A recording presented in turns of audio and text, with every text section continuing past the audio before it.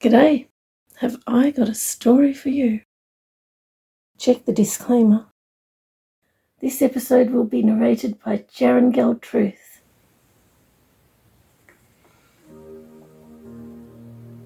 Hey, what happened? My mind is suddenly clear. I have not had a clear mind for... I'm not sure how long. Maybe years. I like it. I raise myself up and take a few steps. Wow, I have not walked in a very long time. I was not sure if I still could. I look out from this soundless cage, both ways in the hall, to see if any tormentors are there. It looks like no one is around.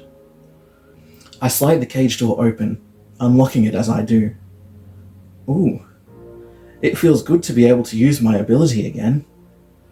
It has been stifled for so long that I wondered if it would still work properly, and if I would be able to use it. I check the hallway again. Still no tormentors. So I enter the hallway and realize how small it is. Or am I just that big? My shoulders almost reach each side, and my head is almost at the roof. I remember when they were building this level, and they made it only just big enough for us, the tall ones. They're all gone. But I do not want to dwell on that right now.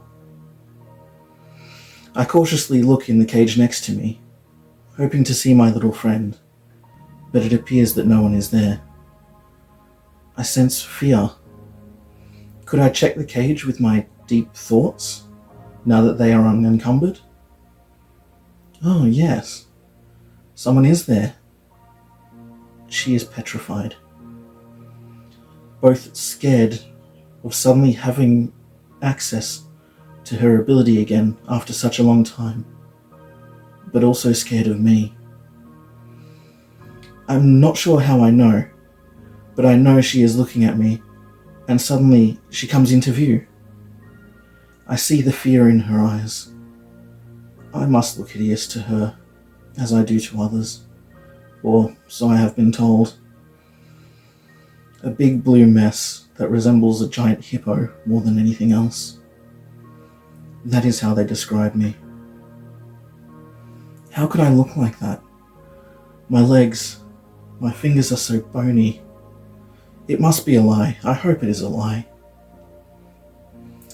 This is the first time I have seen my little friend with my physical eyes. I think she is beautiful. She does not realize it is me. Or maybe she does, and is repulsed by my appearance. Either way, I am getting her out of these torture chambers. I unlock and open her cage, just as I did mine, and I take a step back, so she has room to get past me, if that is what she wants to do. I connect my mind with hers. It feels good to hear my little friend's thoughts again. We have not been able to properly do this in years. The moment the connection is made, she realizes that it is me, and bolts out the door. Oh, over to me. She hugs me and grips me so tight, as though she will never let me go. I like it. We have only ever spoken through mind connection when my implants were being adjusted, because each cage is sound dampened to stop us from talking with each other. I move my enormous hand and gently place it on her back. It covers her from head to foot. Her outstretched arms only reach a small portion of my leg, below my knee, and I realize just how tall I am, and how small she is. I check the long hallway again, and let her know that I will do all I can to get us out of here, far away from these vicious tormentors.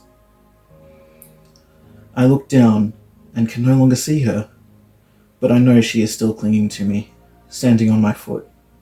I can feel her. Besides that, I am still connected to her mind, so know that she plans to never let me go. I think it's amazing the way she can bend light, make things supposedly disappear, and can make it look like other things are there, even things that do not really exist. It is a skill her family uses, mostly so that they can appear invisible. I knew she could do this, but this is the first time I have seen it. And also, not seen it. The way that she appears to be gone, but at the same time, the part of my leg she is covering is somehow seen. I like it. She is amazing. I scan where we are with my mind, and find there are only two ways out of this place. The elevators. But to get to them, we would first have to go up many levels on foot. The lowest the elevators reach in this huge underground facility is level 52. This level is 79 or 80. The roof is so high that it is like 2 levels in one. They are still debating on which number they should call it. The level above is 78, and the level below is 81. The only other way out, I know, is a wind tunnel, but I do not know if we can get to one, and I may be too big. As I continue to scan, I know that the 2 levels above and the 2 levels below are also full of people in cages, and I want to free them all. I seek them out, every cage lock on all 5 levels with my thoughts, and disable them. Every one of them. Just flicking off a switch, the locks all open at the exact same time. The more of us loose, the more chance of escape. Even though I am huge, I am hoping to be able to hide in this noisy, diverse crowd, and maybe even help some of them escape along with us. I walk down the hall, opening doors as I go, for the ones who did not realize their locks are open.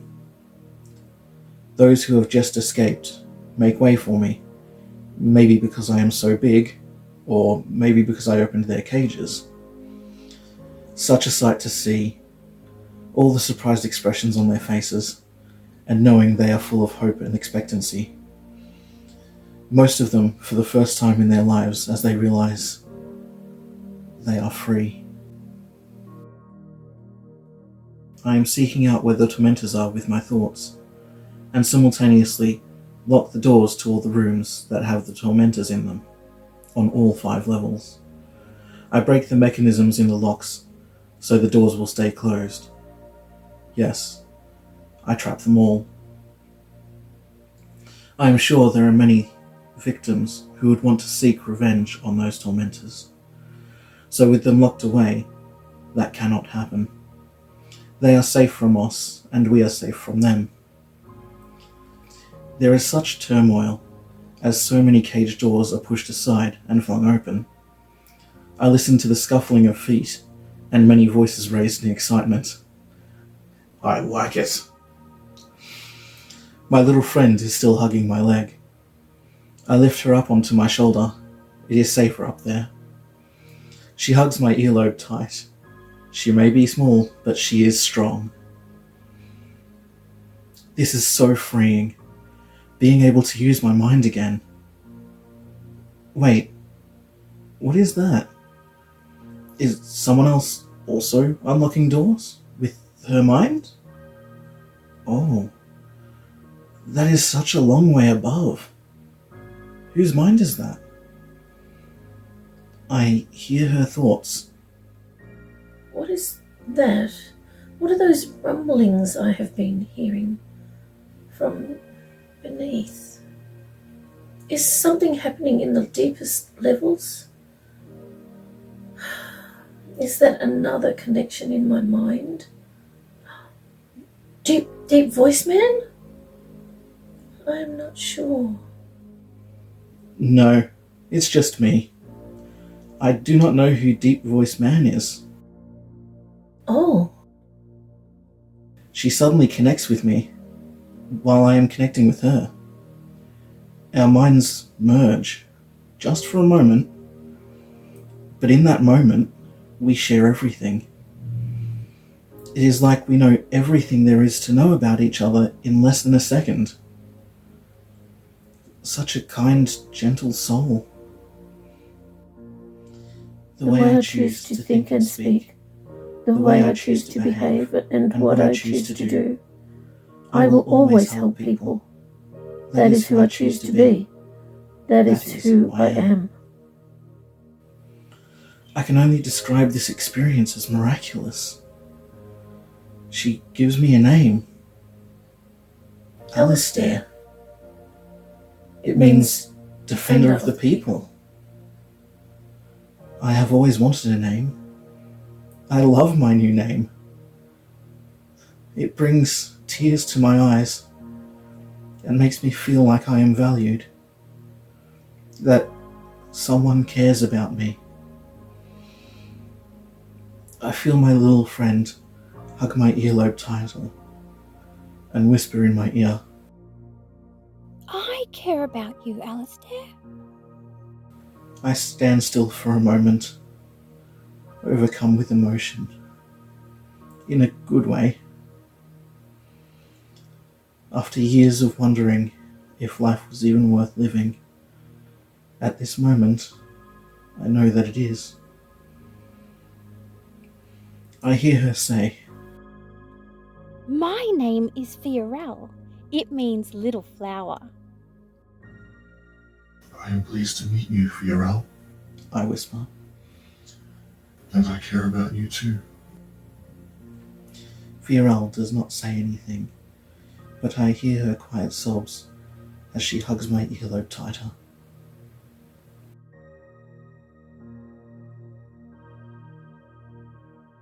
Now that this new person and I have disconnected from each other, I realize that the connection with my little friend, Fiorel, on my shoulder has remained this whole time.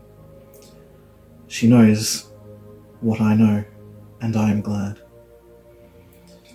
I remember, this is something my people did if we had a friend, or for some of their children while they were young. We would connect minds and stay connected. It is so nice to be able to do that again. Fiorel's thoughts are still so sincere and so quiet. It seems like her thoughts are almost as unnoticeable as she is. I remember that this is what drew me to her in the beginning, years ago, when she was just a child. I remember thinking that if I ever had a child, well, suffice to say, I felt very fatherly towards her, as I do now. I walk forward and see the large nursery cage. So many little babies. We cannot leave them behind. Some of the women who have recently given birth are here. They are using sheets from the cots to hold the babies against their bodies. At least 2 on the front and 2 on the back, tying them in place so they can escape with them and keep their hands free. I can see how distraught they are, each of the 5 women not knowing which baby is theirs. Their babies were taken from them the moment they were born. I can see fear freeze across each face as I walk in. Am I really that scary? Suddenly, Fiorel appears, still on my shoulder, and gently says, We are here to help you. Please, do not be afraid. I smile at them and say, If you will trust me, I can take care of everything. I can see in their thoughts that they all realize they need help, and hope that I really will help them. Please, stay perfectly still, close your eyes, and count to 10. I remember the others of my kind with similar deep thinking abilities saying this to people to help them cooperate when we need to use our abilities to help them. 1. When I see their eyes are closed, I speak to the minds of each baby simultaneously. The mothers may not know which baby is theirs, but the babies do. 3.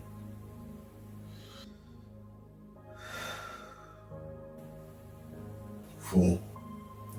Using my ability with the cooperation of everyone involved makes it so fast and easy. I arrange 2 of the larger cots, placing 4 women, 1 each end of the 2 cots. I put their own babies in their arms. The 5th woman, I stand at the pram with 3 small babies in it, and place the rest of the babies in the 2 cots. 9. 10. Yes, it was that fast. I used to be faster, but I am a bit out of practice. The women open their eyes and are startled at first, not believing that I could actually move them without their knowledge. I tell them all that these 4 women standing at the cots, they are holding their own babies in their arms. I can see that 3 of the 4 women are wondering which baby, since they are each holding 2. I explain that all 4 of them had twins. While they are coming to terms with this miracle, I kneel down next to the 4th woman, who is holding only 1 baby. Still towering above her, I gently say, I am so sorry your little girl passed away. and she hugs her 1 remaining baby, sobbing. I let her know. They were identical twins. So as you see your beautiful little girl grow and change, know that her precious little twin would have looked the same. The woman whispers, teary, Thank you. I smile at the 5th woman standing at the pram, who is so young she seems like a child, and see that she thinks her baby must be dead, since she is holding none. She is waiting for me to say it, although she does not really want to hear the words, because for her, the words would make it real. I move over to her, still on my knees, and gently say, Do not worry. You see those babies in the pram? They are yours. You had triplets, and they all lived. Oh, oh, 3 of you? You are mine. I'm so happy. Oh, I love you all. I love you all. I can see this girl is so happy and relieved, bending down, gently kissing them, and trying to hug them all at once. Then slumps to the floor, crying happy tears. I let them all know. Your own babies have the same color wristband on their wrists that is on your right wrist, so you will always know which babies are yours. As the women check their wrists, I continue. The other babies, they need your help to survive if we cannot find their mums. They have the same color wristband on them that is on your left wrist. I am hoping this will make it easier for you. I want you to know that this was not done randomly. These babies chose you, and I can see that you recognize them. After giving birth, these women were used to feed the babies, but never their own. They knew the babies they have fed, and each of them remember wishing they were theirs to keep. I turn to the girl. I know you think that none would have chosen you, but look in each cot. The girl is once again overcome with emotion as she hugs each baby that chose her. I hear her loud thoughts. Oh, you chose me. And you too. was so happy. I'm so happy to be your mum. I'm so happy to be your mum. I love you both. And I know that life is now worth living for her, knowing she will be the mum to 6 beautiful children, 3 of her own and 3 who chose her. Oh, I have 6 children. 6. Oh, a moment ago, I was alone. And now I have a family. I'm so happy. I thought I would never be happy again. But I am just so happy. I have 4 girls and 2 boys. Thank you. Thank you so much. My darling, I named you Patricia after my mother. I'm so glad you survived. I love you. My boys, both of you survived. I'm so glad you are alive. And I have finally got you. I fed you so many times and wished you were mine. And now you are. I love you so much. My little treasure, I love you. I am your mum. We will escape and we can stay together. 6. I have 6. You all belong to me, and I belong to you.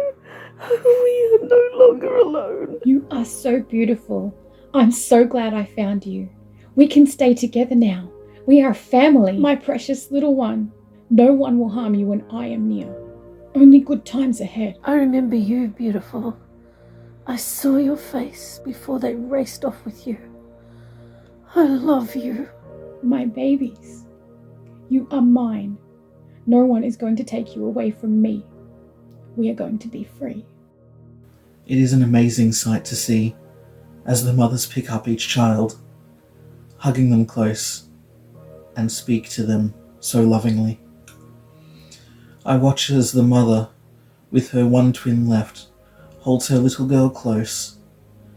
I see tears in both their eyes as they cling to each other. Are they both smiling? I like it. Thank you so much for sitting and having a cuppa with us. We hope you enjoy the story.